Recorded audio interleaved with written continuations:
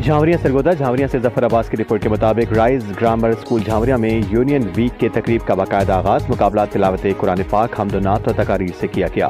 तकरीब के मेहमान खसूसी अतिया बतूल, साबिका प्रिंसिपल सिदरा बतूल, साबिका vice principal Rise Grammar School Jhawaria Syeda Kasum Abid, Nusrat Bibi, Rukhsana Bibi मौजूद थी। अली हसन हुरैन, तलहा मुस्तफ़ा, अब्दुल्ला काजी, हरीम फातमा, अब्दुल्ला सरफराज, अब्दुल हादी, इसहाक, लारिफ फातमा, अरूज फातमा, अरीज हसन, गुलाम मुर्तज़ा, हुरैन ज़ोहरा, इब्राहिम अहमद, साकिब अली, मीशा शाहिद, उरूज, हलीमा सादिया, हुरैन मुर्तज़ा ने मुकाबले में नुमाया पोजीशंस ली। मेहमानाने खसूसी ने पोजीशन होल्डर्स में सर्टिफिकेट तकसीम किए और तलबा से खिताब करते हुए कहा कि यूनियन वीक में बच्चों की कामयाबी उन्हें एतमाद और हिम्मत देती है।